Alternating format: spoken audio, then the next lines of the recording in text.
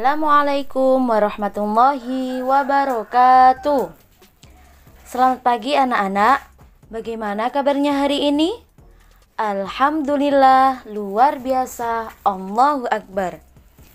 Sebelum pembelajaran hari ini Ibu mulai, Ibu Guru kasih ice breaking dulu ya.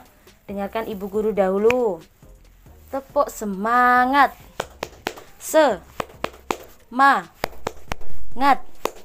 Semangat. Yes, yes, yes, yes. Sebelum pembelajaran hari ini kita mulai, alangkah baiknya kita membaca doa terlebih dahulu. Berdoa dimulai. Bismillahirrahmanirrahim. Amin. Selesai. Ibu Guru absen dulu ya. Hari ini siapa yang tidak masuk? Alhamdulillah masuk semua ya. Pembelajaran kita hari ini adalah membahas tentang Sunan Muria, Sunan Kudus, dan Sunan Gunung Jati. Ayo, siapa yang sudah pernah berziarah ke salah satu sunan tersebut? Baik. Tujuan pembelajaran hari ini adalah setelah peserta didik mengamati, membaca, menanya, mengkomunikasikan, peserta didik mampu memahami tentang Sunan Muria, Sunan Kudus, dan Sunan Gunung Jati. Nah, sekarang dibuka kitabnya halaman 76. Di sini Ibu Guru ada video tentang Sunan Muria, Sunan Kudus, dan Sunan Gunung Jati. Mari kita simak bersama-sama.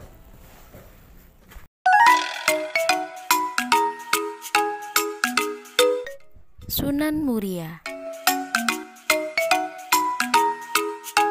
Riwayat dan silsilah Sunan Muria.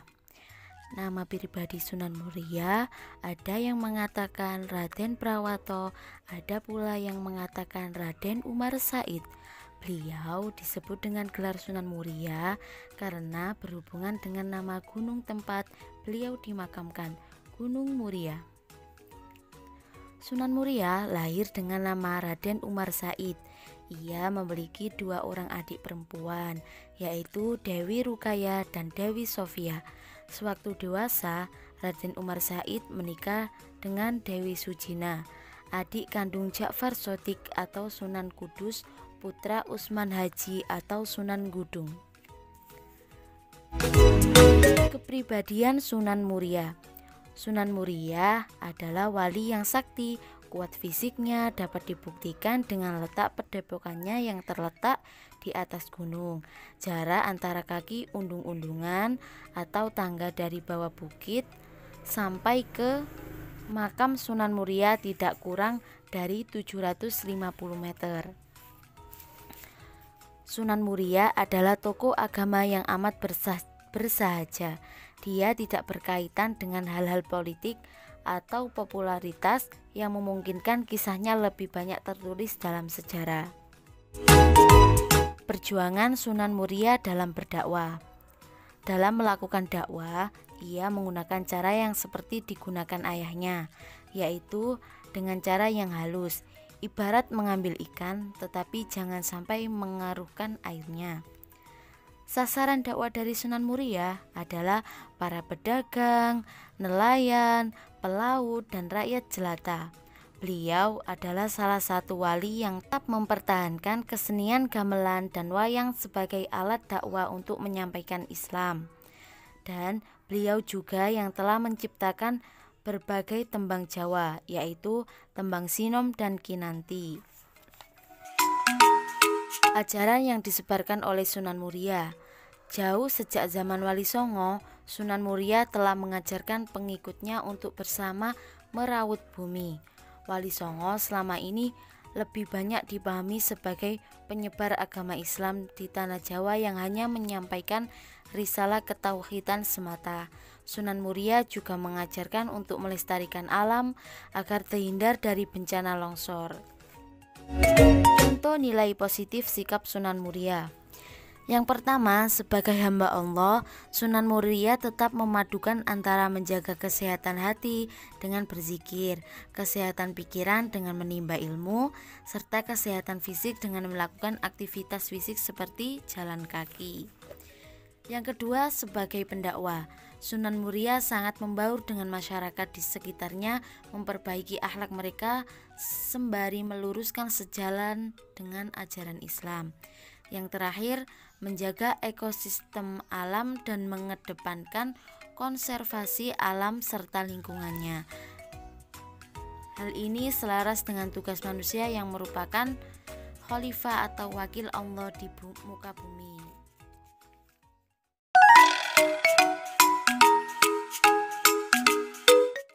Sunan Kudus. Riwayat dan silsilah Sunan Kudus. Nama Ja'far Shodiq diambil dari nama datuknya yang bernama Ja'far As-Shodiq bin Muhammad Al-Bahir bin Ali bin Husain bin Ali bin Abi Thalib yang beristrikan Fatimah Az-Zahra binti Muhammad. Sunan Kudus sejatinya bukanlah asli penduduk Kudus. Beliau berasal dan lahir di Al-Quds, negara Palestina. Sunan Kudus adalah putra Sunan Gudung atau Raden Usman Haji dengan Syarifah Ruhil atau Dewi Ruhil yang bergelar Nyai Anom Manyuran binti Nyai Ageng Melaka binti Sunan Ampel. Sunan Kudus adalah keturunan ke-24 dari Nabi Muhammad. Kepribadian Sunan Kudus.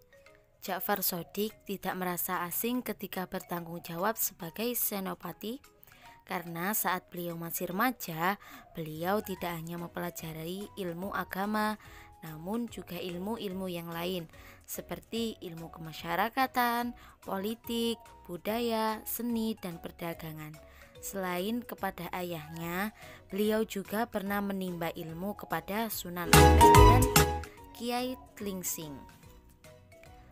Ja'far Shodiq sebagai senopati kerajaan Demak Bintoro mampu membuktikan kehebatannya yang tak kalah dengan kepiawaian ayahnya di medan perang. Beliau berhasil mengembangkan wilayah kerajaan Demak ke arah timur hingga mencapai Madura dan arah barat hingga Cirebon. Sebelum perang, Ja'far Shodiq diberi Bandung semacam rompi oleh Sunan Gunung Jati. Bandung itu di bawahnya berkeliling arena perang. Dari Bandung Sakti itu keluarlah jutaan tikus yang juga sakti. Kalau dipukul maka tikus itu tidak mati, namun mereka semakin mengamuk sejadi-jadinya. Ja'far Shodiq juga mempunyai sebuah peti yang bisa mengeluarkan jutaan tawon. Banyak prajurit Majapahit yang tewas sengat tawon itu. Pada akhirnya pimpinan pasukan Majapahit yaitu Adipati Terung menyerah pada pasukan Ja'far Shodiq. Kesuksesannya mengalahkan Majapahit membuat posisi Ja'far Shodiq semakin kuat. Kemudian beliau meninggalkan Demak karena ingin hidup mereka merdeka dan membaktikan seluruh hidupnya untuk kepentingan agama Islam. Beliau pergi menuju ke Kudus, namun kedatangannya di Kudus tidak jelas. Awalnya, Ja'far Shodiq hidup di tengah jamaah dalam kelompok kecil di Tejung. Jamaah itu merupakan para santri yang dibawanya dari Demak. Setelah jamaahnya semakin banyak, ia kemudian membangun masjid sebagai tempat ibadah dan pusat penyebaran agama Islam. Tempat ibadah yang diyakini dibangun oleh Ja'far Shodiq adalah Masjid Menara Kudus yang masih berdiri hingga kini. Masjid ini didirikan pada 956 Hijriah yang bertepatan dengan 1549 Masehi. Asal usul nama Kudus bahwa Sunan Kudus pernah pergi naik haji sambil menuntut ilmu di tanah Arab. Kemudian beliau juga mengajar di sana. Konon masyarakat Arab waktu itu terjangkit suatu wabah penyakit yang membahayakan, dan penyakit itu merdeka berkat jasa Sunan Kudus. Menurut suatu cerita, batu tersebut berasal dari kota Baitul Maqdis atau Yerusalem. Maka untuk memperingati kota tempat Ja'far Shadiq hidup dan tinggal, kemudian ia memberinya nama Kudus. Kota Tajuk pun mendapat nama baru, yakni Quds, yang kemudian merubah menjadi Kudus. Kemudian pada akhirnya Ja'far Shadiq sendiri dikenal dengan sebutan Sunan Kudus. Dalam menyebarkan agama Islam, Sunan Kudus mengikuti gaya Sunan Kalijaga, yaitu menggunakan model Tutwuri Handayani, yang artinya Sunan Kudus tidak melakukan perlawanan keras, melainkan mengarahkan masyarakat. Adapun cara berdakwah Sunan Kudus yaitu dengan cara yang dilakukan Sunan Kalijaga, yaitu menoleransi budaya setempat, bahkan cara menyampaikannya lebih halus. Itu sebabnya para wali menunjuk dirinya untuk berdakwah di kota Kudus. Perjuangan Sunan Kudus dalam berdakwah. Waktu itu, masyarakat Kudus masih banyak menganut agama Hindu. Sunan Kudus berusaha memadukan kebiasaan agama Hindu ke dalam syariat Islam secara halus. Setelah berhasil menarik umat Hindu memeluk agama Islam, Sunan Kudus bermaksud menjaring umat Buddha untuk memeluk agama Islam juga. Beliau memiliki cara yang cukup unik untuk menarik perhatian mereka. Setelah Sunan Kudus mendirikan masjid, beliau membuat padasan tempat berwudu dengan pancuran berjumlah 8. Masing-masing pancuran diberi arca di atasnya. Mengapa Sunan Kudus melakukan itu? Karena Sunan Kudus ingin menarik simpati umat Buddha. Dalam ajaran Buddha terdapat 8 ajaran yang dinamakan Asta Sanghika Marga. Akhirnya usaha itu pun membuahkan hasil, sehingga banyak yang beragama Buddha berbondong-bondong memeluk Islam. Kebiasaan unik Sunan Kudus dalam berdakwah yaitu beliau selalu mengadakan acara beduk dandangan. Acara ini merupakan kegiatan menunggu kedatangan bulan Ramadan. Beliau menabuh beduk bertalu-talu untuk mengundang para jamaah ke masjid. Beliau pun mengumumkan hari pertama puasa setelah jamaah berkumpul di masjid. Sunan Kudus wafat dan dimakamkan di sebelah barat Masjid Jami' Kudus.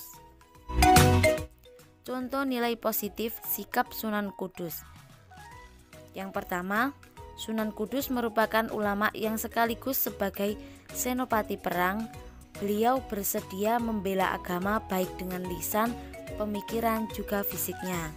Yang kedua, sikap toleransi yang tinggi terhadap penganut agama Islam.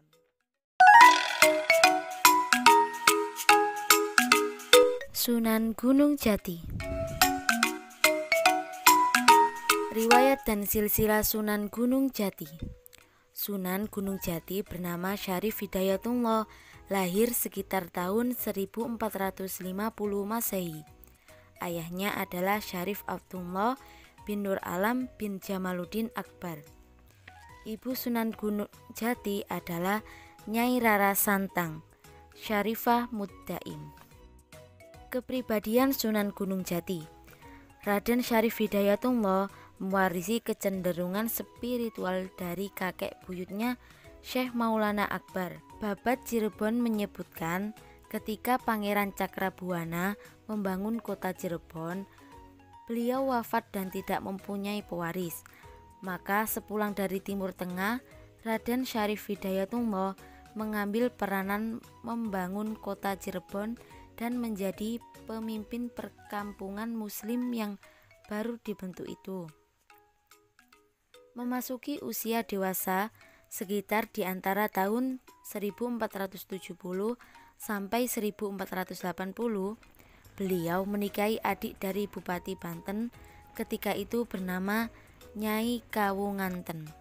Dari pernikahan ini beliau mendapatkan seorang putri, yaitu Ratu Wulung Ayu dan Maulana Hasanuddin yang kelak menjadi Sultan Banten I. Perjuangan Sunan Gunung Jati dalam berdakwah. Syarif Hidayatullah, cucu Raja Pajajaran, adalah seorang penyabar Islam di Jawa Barat yang kemudian disebut Sunan Gunung Jati. Sedangkan Fadilah adalah seorang pemuda Pasai yang dikirim Sultan Trenggana membantu Sunan Gunung Jati berperang melawan Portugis. Syarif Hidayatullah dan ibunya Syarif Muddaim datang ke negeri Caruban Larang, Jawa Barat pada tahun 1475 sesudah mampir dahulu di Gajurat dan Pasai untuk menambah pengalaman. Syarifah Muddaim dan putranya Syarif Hidayatullah meneruskan usaha Syekh Datuk Lahfi. Kemudian Syarif Hidayatullah terkenal sebagai Sunan Gunung Jati. Tibalah saat yang ditentukan Pangeran Cakrabuana menikahi anaknya Nyai Pakungwati dan Syarif Hidayatullah. Pada tahun pertama pemerintahannya, Syarif Hidayatullah berkunjung ke Pajajaran untuk mengunjungi kakeknya, yaitu Prabu Siliwangi. Syarif Hidayatullah kemudian melanjutkan perjalanan ke Serang. Penduduk Serang sudah ada yang masuk Islam dikarenakan banyaknya saudagar dari Arab dan Gajurat yang sering singgah ke tempat itu.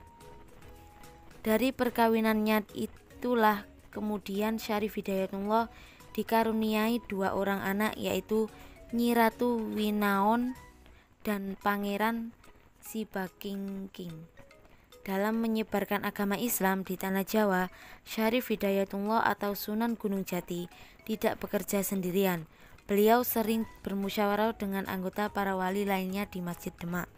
Dari pergaulannya dengan Sultan Demak dan para wali lainnya, akhirnya Syarif Hidayatullah mendirikan Kesultanan Pangkuwati dan beliau memproklamirkan diri sebagai raja yang pertama dengan gelar Sultan.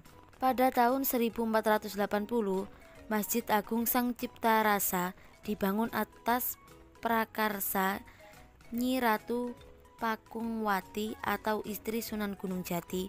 Dari pembangunan masjid itu melibatkan banyak pihak, di antaranya Wali Songo dan sejumlah tenaga ahli yang dikirim oleh Raden Patah. Selesai membangun masjid, diteruskan dengan membangun jalan raya yang menghubungkan Cirebon dengan daerah-daerah kadipatan lainnya untuk memperluas pengembangan Islam di seluruh tanah Pasundan.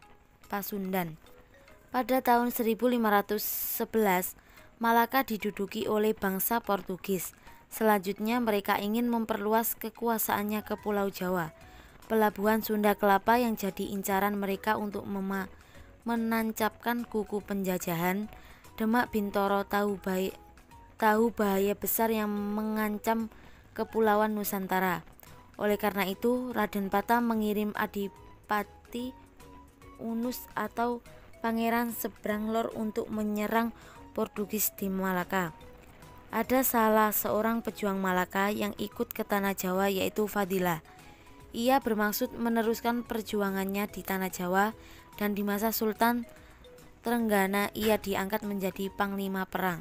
Keberhasilan Sunan Gunung Jati menegakkan kekuasaan Islam di Cirebon dan Banten, memberikan tidak saja keleluasaan dakwah Islam di bumi Sunda, melainkan telah menjadikan keraton sebagai pusat kesenian dan kebudayaan yang menuansa agama sehingga menjadi gerakan dakwah Islam dengan cepat meluas hingga ke seluruh pelosok wilayah Pasunda.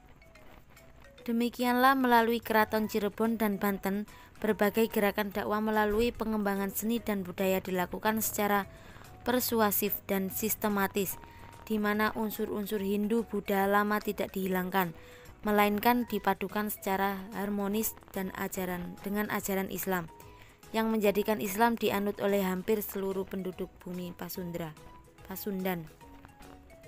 Sunan Gunung Jati meninggal tahun 1568 Masehi pada usia 120 tahun dan dimakamkan di Bukit Gunung Jati, Cirebon.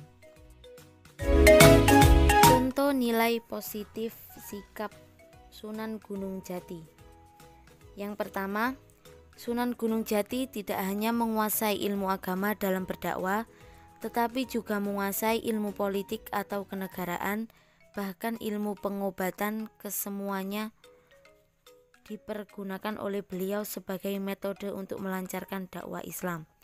Yang kedua, ketika mengalami masalah di luar batas pengetahuan manusia, saat Sunan Gunung Jati ditanya mengenai mana putri kaisar yang hamil, maka langkah yang diambil adalah bermunajat kepada Allah untuk mendapatkan jawaban. Yang terakhir, menghargai penganut agama lain serta bangsa lain, seperti halnya penganut Hindu dan Buddha ataupun bangsa Cina, karena sebagai seorang muslim sudah sepantasnya kita menghargai orang lain walaupun berbeda bangsa dan agama. Nah, itu tadi video tentang Sunan Muria, Sunan Kudus, dan Sunan Gunung Jati. Sekarang dibuka bukunya dan dikerjakan pada halaman 93. Sudah selesai semua? Alhamdulillah. Nah, hari ini kita belajar tentang apa? Ayo. Benar sekali. Hari ini kita telah belajar tentang Sunan Muria, Sunan Kudus, Sunan Gunung Jati. Kesimpulannya adalah Raden Prawato atau Raden Umar Said merupakan nama lain dari Sunan Muria. Beliau merupakan putra dari Sunan Kalijaga. Sunan Muria menggunakan metode kesenian dan kebudayaan seperti yang dilakukan ayahnya, Sunan Kalijaga.